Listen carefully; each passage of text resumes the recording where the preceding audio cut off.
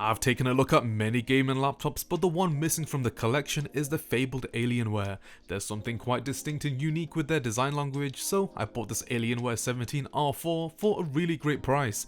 That is, if everything works. The R4 released in 2017 and was known to be the bee's knees of gaming laptops, costing over $2.5 grand brand new, but how do they hold up nowadays? Well, let's uncover this one, which on first glance is in surprisingly excellent condition for the age. Anyway, this thing looks sweet. It may be outdated by modern standards, but these absolute bricks have charm, with its glowing accents and every port you ever need. So far I have no concerns, so let's go ahead, plug it up and see if we can make this into the ultimate budget beast.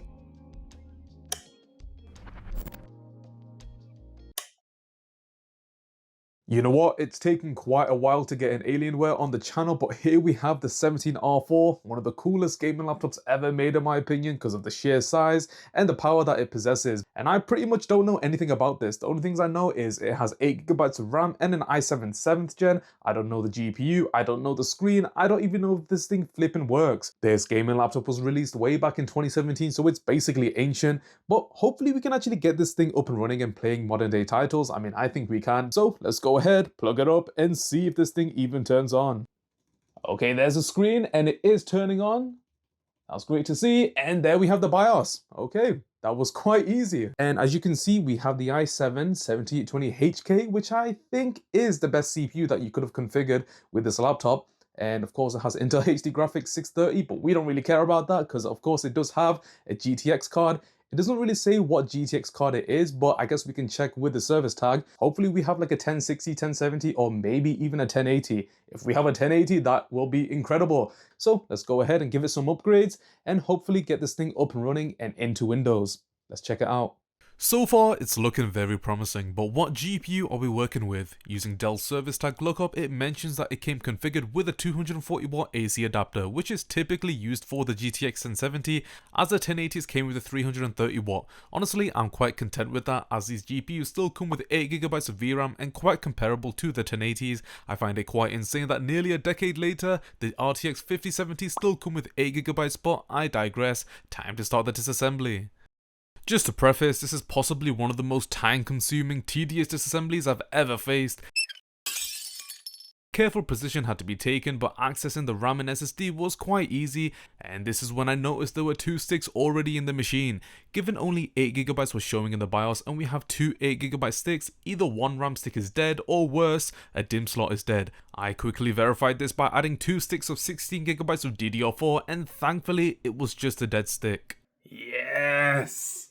Yes! Crisis averted. Let's start with the actual disassembly. Take a look at these fans. I doubt they've ever been cleaned before. And the only way to access the heatsink assembly is by removing the whole damn motherboard, which will be fun. I started off by disconnecting the battery and doing a hard reset to get rid of any residual power from the motherboard, then proceeded by taking out all the numerous screws that hold down the housing. After that, it was the screws that held down the I/O shield. It would definitely help to organize the screws. Pro tip, use an A4 label and write down each designated screw. This way the screws won't roll around and it's easier to keep track of the disassembly. Once the housing is out of the way, we can disconnect all ribbon cables and connectors. I'd be very careful with these as a simple tug can rip them apart. The fan connectors are located on the other side of the motherboard, which just wasn't necessary, was it? A few screws later, the motherboard and heatsink assembly can come out. I absolutely despise the fact that all of this has to be done just to replace the thermal paste, but anyway, once I took off the heatsink, my suspicions came to light. The thermal paste was rock hard and has never been replaced. I used a bit of isopropyl alcohol to wipe it off and gave those fans a clean because it was absolutely caked in dust. Finally, we can start on the improvements. For a repaste, we could use some standard Arctic MX4, but given how warm these can get and the fact replacing it is an absolute chore, I went with some PTM 7950. I'm sure many of you know how good this stuff is. It beats other thermal solutions for its longevity and conductivity, so it only makes sense to use for this beast. A few snippets of PTM should do it. The reassembly took me even longer than the disassembly, but we managed to get it all in one piece. Finally, let's install a 256GB SSD and connect the battery. With it all complete, will we be able to get it up and working? Let's see if this laptop turns on and hope for the best, because I do not want to disassemble this thing ever again. Let's go ahead. Okay, there's lights. There are lights. Come on, you can do it. Yes! Yes! And it is into the BIOS, thank God. What we need to do now is clean this thing up and obviously install an OS. All right, let's go ahead and set this thing up. Seems like I celebrated too early as there was an error code flashing which wasn't present before. The output was 3 red and 1 blue, which signals a CMOS issue. So we're gonna have to take it apart once again just to access the CMOS battery. I installed one from a donor device and it looks like everything is working. Let's just give it a quick wipe before using it. You never really know how it was used and the condition it was left in. Of course, let's install Windows.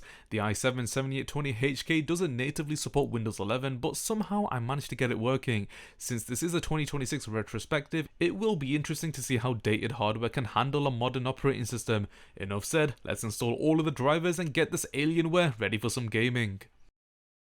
The moment you've all been waiting for, the Alienware 17R4 is finally ready to use. Everything went really smoothly, we were able to install Windows and get all of the drivers up and running, so I guess it's time to take a look at those benchmarks and then finally we'll play some games to see how this thing can actually perform in 2026. Let's go ahead.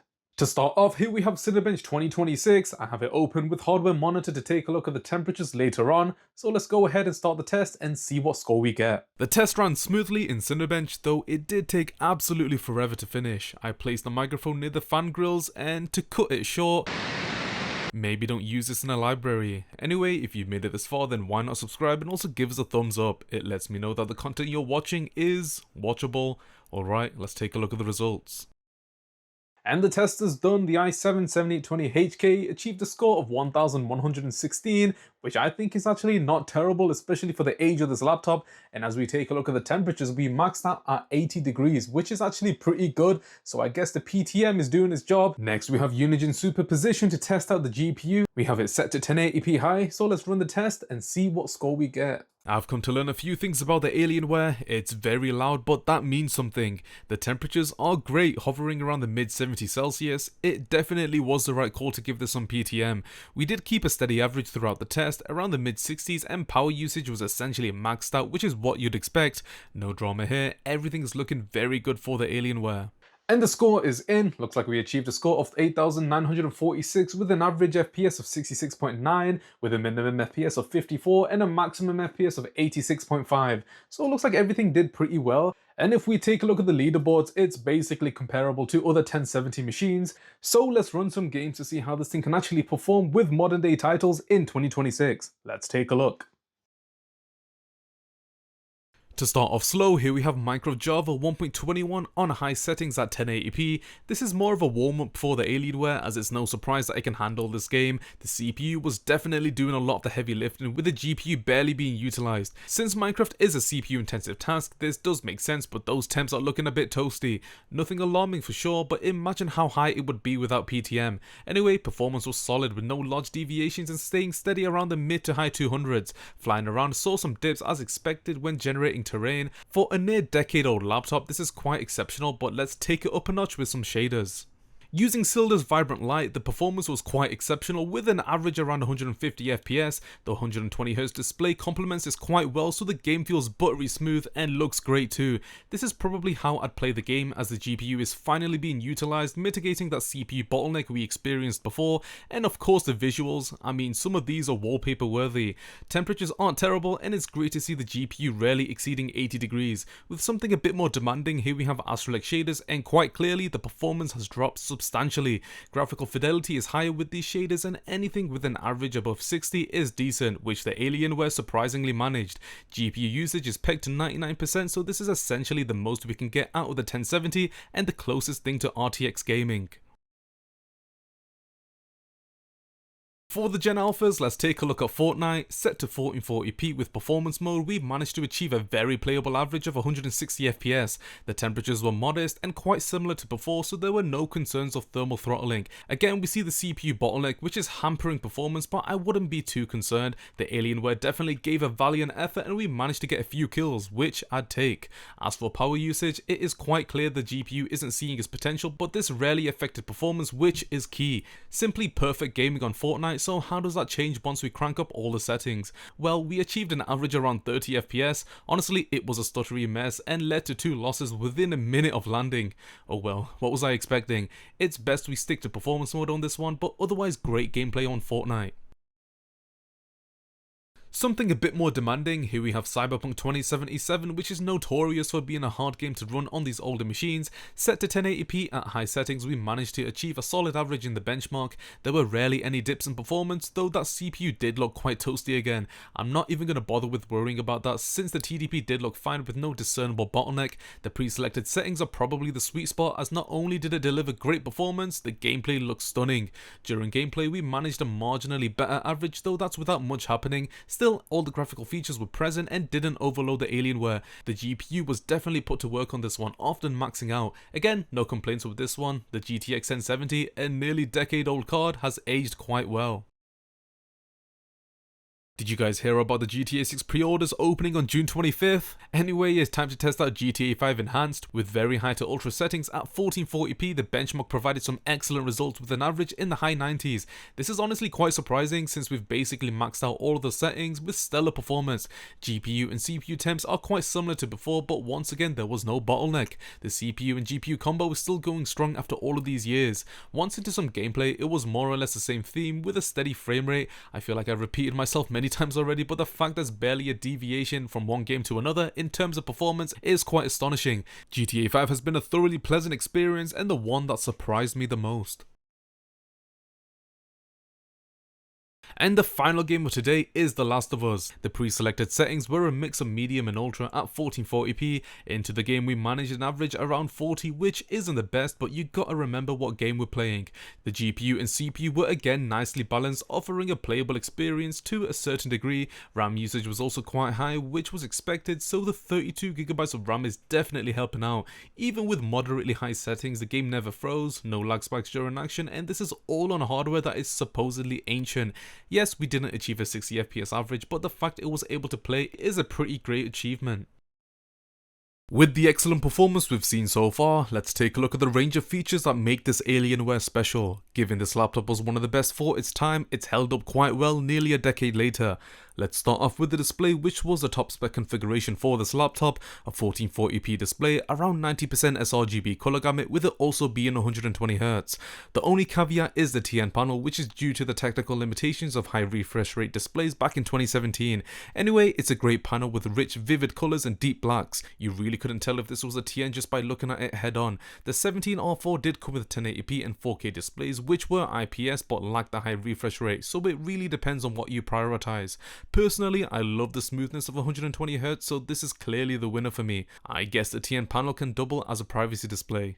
Some displays also come configured with Tobii eye tracking. All it takes is to download the required software. This was quite a hyped up feature when it was released and allows you to use your eyes to navigate in Windows and certain games that support eye tracking. It can even be used to turn on your laptop when put to sleep, which is quite a neat feature and similar to IR in newer laptops. There's a couple of hidden sensors underneath the Alienware logo that track your eye movements and correspond to the display. The eye tracking is very responsive and accurate, which is quite a surprise for such a novel feature.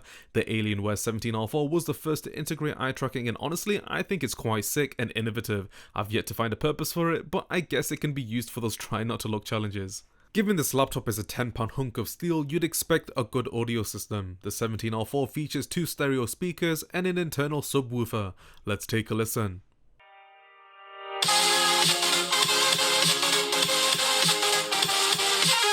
The Alienware comes with a full-sized RGB keyboard, which is perfect for someone with large hands. Each keystroke is responsive and not mushy, so it makes a great typing experience.